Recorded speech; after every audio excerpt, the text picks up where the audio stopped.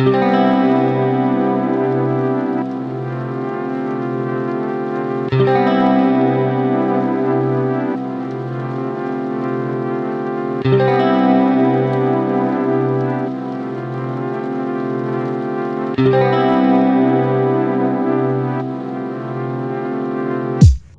Everyone, আমি Priyanka. Welcome to my channel. চলে এসেছি কর্ণাটকা রোড ট্রিপের পঞ্চম পর্ব নিয়ে। আমরা কর্ণাটকার বিজাপুর, আইহোলে, পট্টাডাক্কল, বাদামি ঘুরে পৌঁছাই কর্ণাটকার আরও একটা সুন্দর জায়গা গোকর্ণাতে। আগে 4টি পর্ব যদি না দেখে থাকেন তবে তার লিঙ্ক ডেসক্রিপশন বক্সে আর কমেন্ট সেকশনে দেওয়া আছে, ভিডিওগুলি দেখার অনুরোধ রইল। গোকর্ণায় আমাদের দ্বিতীয় সকাল। সমুদ্রের একদম সামনে দারুণ একটা জায়গায় আমরা ছিলাম। সকালবেলা হোটেল থেকেই ব্রেকফাস্ট সেরে নিয়ে আমরা বেরিয়ে পড়েছিলাম। প্রথমে আমরা গিয়েছিলাম গোকর্ণার বিখ্যাত ইয়ানা কেভ দেখতে। গোকর্ণা থেকে ইয়ানা কেভের দূরত্ব 48 কিলোমিটার।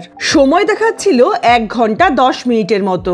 প্রথমে বেশ খানিকটা পথ NH 66 দিয়ে যাওয়ার পরে হাইওয়ে ছেড়ে আমরা বাদিকে ইয়ানা রোড ধরলাম ইয়ানা কেভে যাওয়ার জন্য।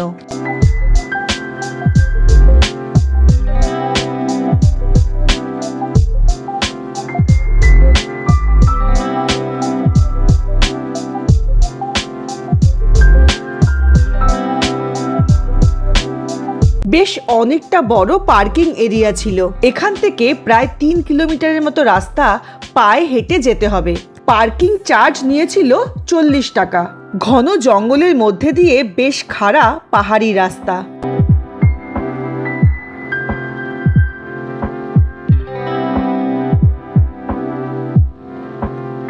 কর্ণাটকের কুমতায় অবস্থিত এই ইয়ানা কেভ প্রকৃতির একটি দারুণ সৃষ্টি।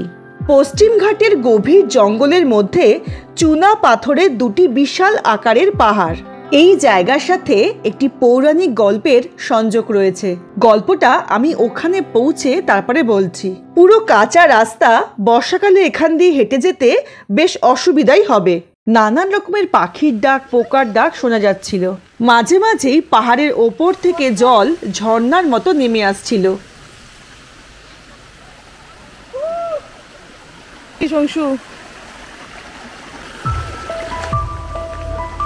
বেশ অনেকটা পথ, তাই মাঝে মাঝেই বসার জায়গা করা আছে।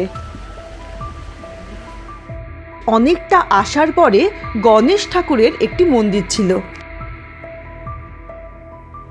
আর এরপর থেকেই শুরু হয়ে গেছিল সিঁড়ি। ইয়ানা কেভে যাওয়ার 2টো পথ রয়েছে, একটা কুমতা থেকে আর একটা শিরসি থেকে। আমরা কুমতা থেকে গেছিলাম, যেখানে এরকম অনেকটা পথ হেঁটে যেতে হয়। শিরসি দিয়ে আসলে পারে রাস্তা কম, তাছাড়া ওখান থেকে জিপে করে ইয়ানা কেভের একদম সামনে আসা যায়। এটা আমরা আগে জানতাম না। আপনারা এখানে আসলে কিন্তু অবশ্যই শিরসি দিয়ে আসবেন। ইয়ানা ভৈরবেশ্বর শিখরা এবং মোহিনী শিখরা নামে পরিচিত 2টি বিশাল শিলাখণ্ডের জন্য বিখ্যাত। ভৈরবেশ্বর শিখরার উচ্চতা প্রায় 120 মিটার এবং মোহিনী শিখরার উচ্চতা প্রায় 90 মিটার। ঢোকার মুখে একটা দোকান রয়েছে, যেখানে পানীয় জল, চা, টুকটাক খাবার জিনিস পাওয়া যাচ্ছিল। ভৈরবেশ্বর পাহাড়ের নিচে একটি গুহা মন্দির রয়েছে। গুহার ভেতরে একটি শিবলিঙ্গ রয়েছে, যেটি কেউ স্থাপন করেনি, স্বয়ং উদ্ভূত বলে মনে করা হয়। পাহাড়ের ওপর থেকে ফোঁটা ফোঁটা জল শিবলিঙ্গের ওপরে পড়ছে, যা এই জায়গার মাহাত্ম্য আরো বাড়িয়ে দিয়েছে। মন্দিরের ভেতরে ছবি বা ভিডিও তোলা একেবারে নিষেধ। মন্দিরের ভেতর থেকেই পাহাড়ের ওপরে ওঠার রাস্তা রয়েছে। এই জায়গার সাথে একটি পৌরাণিক কাহিনীর সংযোগ রয়েছে। একবার অসুর রাজা ভস্মাসুর ভগবান শিবের কাছে কঠোর তপস্যা করে একটি বর পেয়েছিলেন। বরটি এমন ছিল যে ভস্মাসুর যার উপরে হাত রাখবে তা পুড়ে ছাই হয়ে যাবে। এরপর ভস্মাসুর ভগবান শিবের মাথাতেই হাত রাখতে চেয়েছিলেন। শিব ঠাকুর তখন স্বর্গলোক ছেড়ে পৃথিবীতে চলে আসেন। ভগবান বিষ্ণু শিব ঠাকুরকে সাহায্য করার জন্য নিজেকে রূপান্তরিত করে মোহিনী নামে একটি সুন্দরী কন্যার রূপ গ্রহণ করেন। ভস্মাসুর মোহিনীকে দেখে তার রূপে মুগ্ধ হয়ে যায়। মোহিনী ভস্মাসুরকে তার সাথে নৃত্য করার জন্য অনুরোধ করেন। মোহিনী ভস্মাসুরকে বলেন নাচের সময় তাকে অনুসরণ করতে। নৃত্য করতে করতে মোহিনী চতুরতার সাথে নিজের মাথায় হাত রাখে। ভস্মাসুরও না বুঝে নিজের মাথায় ভুল করে হাত রেখে দেয় এবং পুড়ে ছাই হয়ে যায়। এটি বিশ্বাস করা হয় যে এই ঘটনাটা এইখানে হয়েছিল এবং আগুন এতটাই তীব্র ছিল যে চুনা পাথরের পাহাড়গুলো কালো হয়ে গেছিল। গুহার চারিদিকে আলগা কালো মাটি বা ছাই দেখা যায়, যা ভস্মাসুরের মৃত্যু দ্বারা উদ্ভূত ছাই বলে মনে করা হয়। এই ঘটনার জন্যই দুটি পাহাড়ের মধ্যে লম্বা চূড়াটির নাম ভৈরবেশ্বর শিখরা বা শিবের পাহাড় এবং ছোট শিখরাটি কয়েক ধাপ নিচে মোহিনী শিখরা বা মোহিনীর পাহাড় নামে পরিচিত। দুটো পাহাড়ের মাঝখান দিয়ে এরকম হেঁটে যাওয়ার ব্যাপারটা কিন্তু দারুণ ছিল। খালি পা বলে একটু দেখে সাবধানে হাঁটতে হচ্ছিল। আমরা সকাল 10টা নাগাদ পার্কিং থেকে হাঁটা শুরু করেছিলাম। পুরো জায়গাটা ভালো করে ঘুরে দেখে নিচে নামতে আমাদের প্রায় দুপুর 2টোর মতো বেজে গেছিল।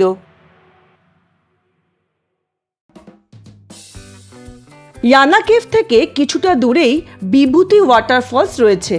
বেশ খানিকটা পথ সেখানে পায়ে হেঁটে যেতে হয়। আমাদের আর সময় ছিল না, তাই আমরা যাইনি। ইয়ানা কেভ আসলে হাতে সময় থাকলে বিভূতি ওয়াটারফলস যেতে পারেন। আমরা এরপর এগিয়ে চললাম মুরুদেশ্বর মন্দির দেখার জন্য। ইয়ানা কেভ থেকে মুরুদেশ্বর মন্দিরের দূরত্ব 75 কিলোমিটারের মতো। সময় দেখাচ্ছিল 1.5 ঘন্টার মতো। আর আমরা ধরলাম NH66। পাহাড়, নদী, ঝাঁ চকচকে রাস্তাঘাট, রাস্তার মাঝখানে ফুলের বাগান করা। যাওয়ার রাস্তাটা খুব সুন্দর ছিল।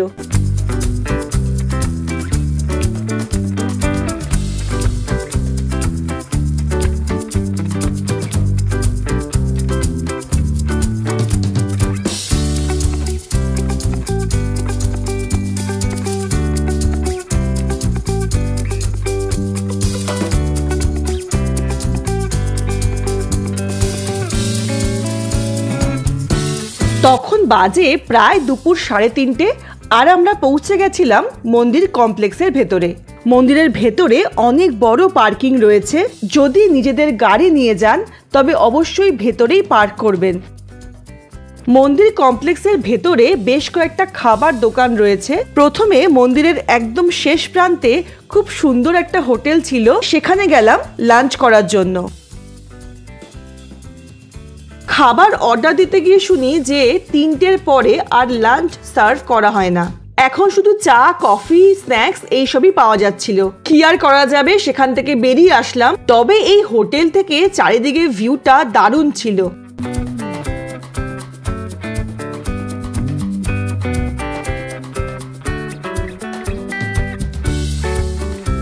মন্দিরের একদম পাশেই একটা দারুণ জায়গা দেখলাম, আর এখানে লাঞ্চের জন্য সবকিছুই পাওয়া যাচ্ছিল। প্রথমেই খাবারের অর্ডার দিয়ে দিলাম আর তারপরে বসে এই অপূর্ব ভিউটা এনজয় করছিলাম।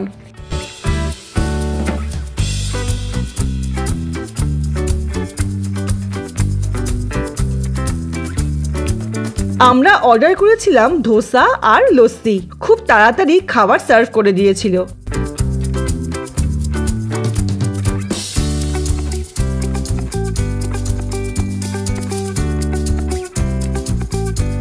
মূল মন্দিরের পেছনে রয়েছে 123 ফুট উঁচু শিব মূর্তি, যা বিশ্বের 3য় বৃহত্তম শিব মূর্তি। কান্দুকা পাহাড়ের ওপরে অবস্থিত এই শিব মূর্তি 3 দিক দিয়ে আরব সাগর দ্বারা ঘেরা। সিঁড়ি দিয়ে শিব মূর্তির একদম কাছে চলে যাওয়া যায়।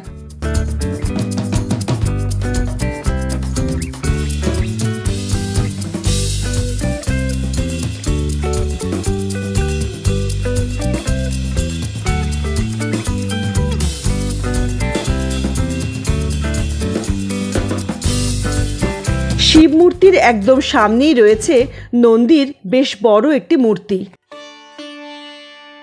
শিব মূর্তির নিচে একটা গ্যালারির মতো করা রয়েছে, যেখানে মূর্তি দিয়ে খুব সুন্দরভাবে এই মন্দির তৈরির গল্প ব্যাখ্যা করা রয়েছে। পুরো ঘটনাটা একটু ছোট করে যদি বলি, একবার রাবণ কঠোর তপস্যায় বসেন। কঠোর তপস্যা করার পরে ভগবান শিব লঙ্কার রাজা রাবণের সামনে আবির্ভূত হয়েছিলেন। রাবণ ভগবান শিবের ভক্ত ছিলেন এবং তাকে লঙ্কায় নিয়ে যেতে চেয়েছিলেন। ভগবান শিব এই স্থানেই রাবণের সামনে হাজির হন এবং তাকে একটি আত্মলিঙ্গ দেন। আত্মলিঙ্গ যা ভগবান শিবের ঐশ্বরিক সারাংশ ছিল, কিন্তু একটি শর্ত ছিল যে চূড়ান্ত গন্তব্যে না পৌঁছানো পর্যন্ত এটি মাটিতে রাখা যাবে না, কারণ যেখানে রাখবে সেখানেই চিরকাল রয়ে যাবে। রাবণ আত্মলিঙ্গ নিয়ে লঙ্কার দিকে রওনা দিল। যাওয়ার পথে রাবণের সন্ধ্যা আরতির সময় হয়ে গেছিল, আর এদিকে ভগবান গণেশ একটি অল্প বয়স্ক ব্রাহ্মণের ছদ্মবেশে রাবণের সামনে উপস্থিত হন। তিনি রাবণকে আশ্বাস দেন সন্ধ্যা প্রার্থনা শেষ না হওয়া অবধি তিনি আত্মলিঙ্গকে ধরে থাকবেন। রাবণ রাজি হয়ে আত্মলিঙ্গটি দিয়ে দিয়েছিলেন, কিন্তু যখনই রাবণ সন্ধ্যা প্রার্থনা করার জন্য গেছেন তখনই বামনরূপী গণেশ আত্মলিঙ্গটি মাটিতে রেখে দেন। রাবণ প্রচণ্ড রেগে যায়, বামনরূপী গণেশের মাথায় খুব জোরে আঘাত করেন। তিনি লিঙ্গটি মাটি থেকে উপড়ে ফেলার চেষ্টা করেন।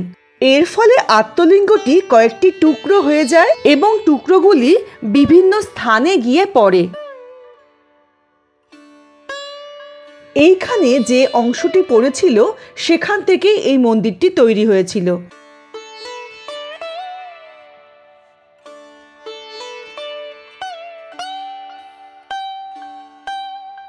এরপরে আমরা এগিয়ে চললাম মূল মন্দিরের দিকে। আমরা প্রথমে শিব মূর্তি দর্শন করে তারপরে মূল মন্দিরের দিকে যাচ্ছিলাম।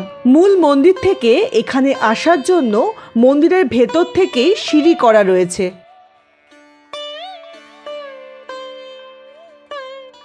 মূল মন্দিরের একদম সামনেই 20 তলা উঁচু একটি গোপুরা রয়েছে। এর উচ্চতা 249 ফুট। লিফটে করে গোপুরার ওপর অবধি যাওয়া যায়।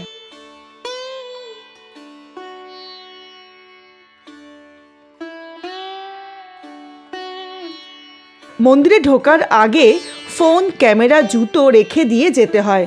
গোপুরার একদম পাশেই একটা জায়গা রয়েছে যেখানে সমস্ত কিছু রাখা যায়। মন্দিরের ভেতরে কোনো রকমের ছবি বা ভিডিও তোলা একেবারে নিষেধ। এরপরে আমরা লিফটে করে গোপুরার ওপর অবধি গিয়েছিলাম।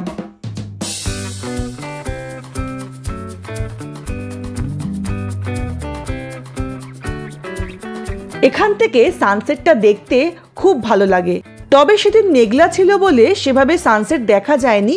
তবে এত ওপর থেকে সমুদ্র, মূর্তি আর চারিদিকের ভিউটা দারুণ লাগছিল।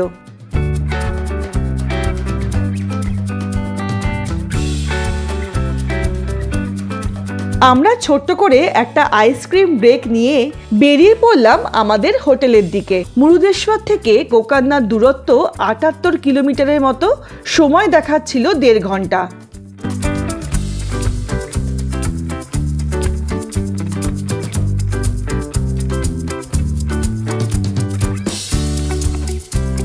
আমরা যখন গোকর্ণা পৌঁছাই তখন বাজে প্রায় 8:30টার মতো। আগের পর্বে গোকর্ণায় আমরা যেখানে ছিলাম সেই হোটেলটা ঘুরিয়ে দেখিয়েছিলাম। সমুদ্রের একদম সামনে, খুব সুন্দর ছিল জায়গাটা। তবে হোটেল অবধি গাড়ি নিয়ে যাওয়া যায় না, গাড়ি অন্য কোথাও পার্ক করতে হয় আর সেখান থেকে হেঁটে ফিরতে হয়। লাগেজ হোটেলের লোকেরাই নিয়ে যায়। এই হোটেলে থাকার এটা একটা অসুবিধা। এই ব্যাপারটা বলতে আমি আগের পর্বে মিস করে গেছিলাম। রাত বাজে তখন প্রায় 9টা। হোটেলে পৌঁছে আমরা খেলাম চা, সাথে গরম গরম চিকেন পকোড়া। কুহুকে রুমে বসেই খাইয়ে নিয়েছিলাম। প্রায় রাত্রি 10:30 নাগাদ গিয়েছিলাম ডিনার করতে।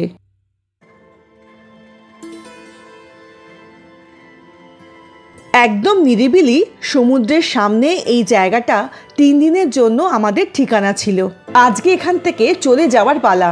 সকালে বারান্দায় বসে বেশ খানিকটা সময় কাটালাম।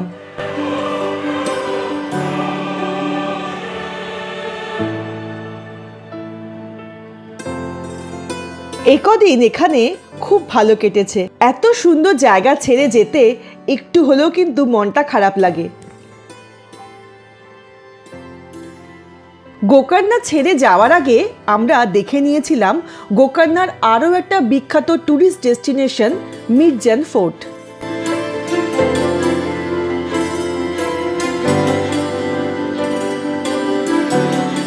মির্জান ফোর্ট, যা গেরুসোপা দুর্গ নামেও পরিচিত। কর্ণাটকের উপকূলীয় শহর কুমতার কাছে অবস্থিত। ফোর্টের ভেতরে যাওয়ার জন্য কোনো প্রবেশ মূল্য নেই। ফোর্টটি সকাল 8টা থেকে সন্ধ্যে 6টা অবধি প্রত্যেক দিন খোলা থাকে।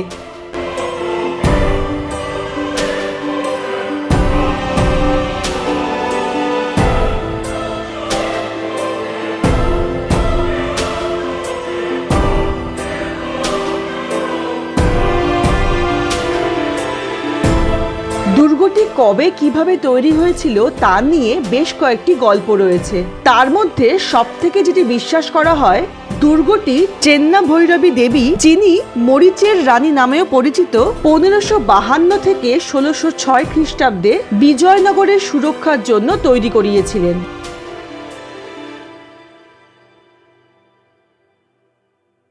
মির্জান ফোর্টের দেওয়ালগুলি ল্যাটেরাইট পাথর দিয়ে তৈরি।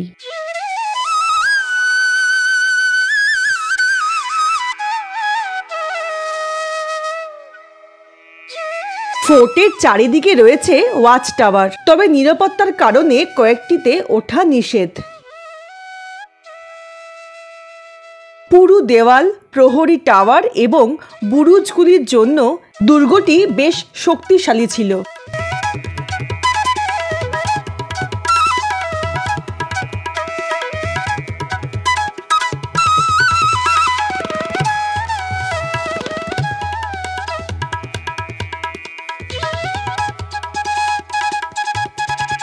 দুর্গটি মশলা বাণিজ্যে একটি গুরুত্বপূর্ণ ভূমিকা পালন করেছিল। মরিচ এবং অন্যান্য পণ্য রপ্তানির একটি মূল কেন্দ্র ছিল। ইন্দো ইসলামিক এবং ইউরোপীয় স্থাপত্যে তৈরি এই ফোর্টটি দেখার মতো। 10 একর জায়গা জুড়ে তৈরি এই দুর্গটি বেশ কয়েকটি যুদ্ধের সাক্ষী। বর্ষাকালের পরে এই পুরো জায়গাটা বড় বড় ঘাসে ভরে যায়, তখন এই জায়গার সৌন্দর্য আরও বেড়ে যায়।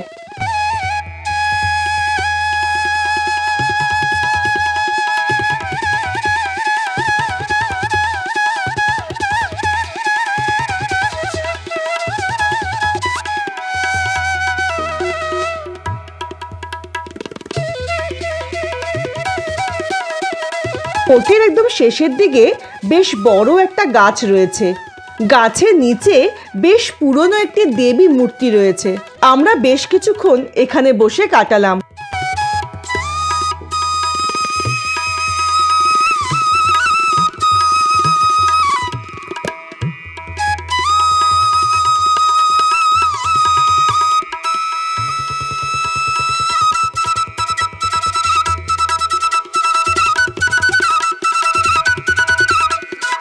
গোকর্ণে ঘুরতে আসলে মির্জান ফোর্ট কিন্তু অবশ্যই আসবেন।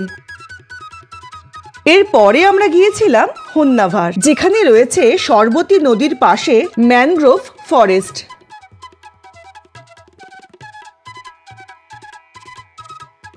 গাড়ি রাখার জন্য বড় একটা পার্কিং এরিয়া রয়েছে। ছোট্ট একটা দোকান ছিল যেখানে নানান রকমের খাবার দাবার পাওয়া যাচ্ছিল। চাইলে এখানে লাঞ্চও করে নেওয়া যায়। সরবতী ম্যানগ্রোভ ওয়াকওয়ে, এটি হলো একটি কাঠের ওয়াকওয়ে যা ম্যানগ্রোভের ঘন জঙ্গলের মধ্যে দিয়ে নিয়ে যায়। প্রবেশ মূল্য 10 টাকা করে মাথাপিছু। সৌন্দর্যের পাশাপাশি ম্যানগ্রোভ আমাদের প্রাকৃতিক দিক থেকে সুরক্ষিত রাখার জন্য যে কতটা জরুরি সেটা সবাইকে বোঝানোর এখানে চেষ্টা করা হয়েছে। গেট দিয়ে ঢুকেই ম্যানগ্রোভ সম্বন্ধে নানান রকমের ইনফরমেশন দেওয়া ছিল। সরবতী নদীর ওপর দিয়ে প্রায় 1.5 কিলোমিটারের মতো হাঁটা পথ। অপূর্ব সুন্দর একটা অভিজ্ঞতা ছিল।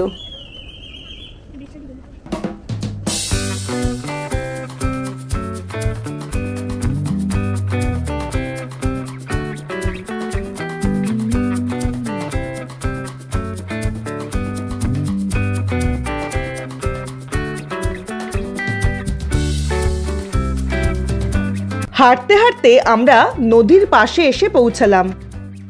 নদীতে বোটিং করার ব্যবস্থা রয়েছে। বর্ষাকাল বলে বোটিং বন্ধ ছিল। নদীর ওপরে ব্রিজ করা রয়েছে। সেই ব্রিজ পেরিয়ে একটা ছোট আইল্যান্ডের মধ্যে ঢুকে পড়লাম। এখানে কাঠের সেতুটা একদম সরু ছিল, তাই বেশ সাবধানে যেতে হচ্ছিল।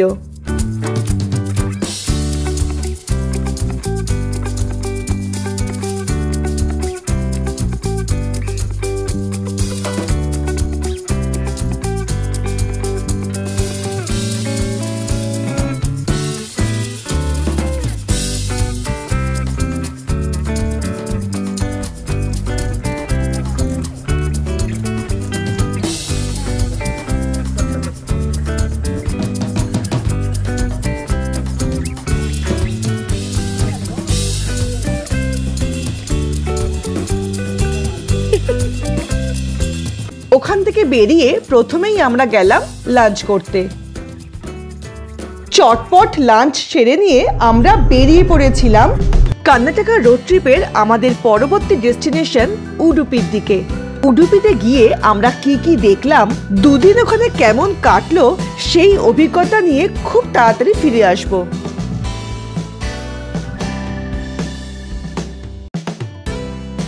এই পর্বটি কেমন লাগলো সেটি কমেন্ট করে কিন্তু অবশ্যই জানাবেন। ভিডিওটি দেখার জন্য ধন্যবাদ।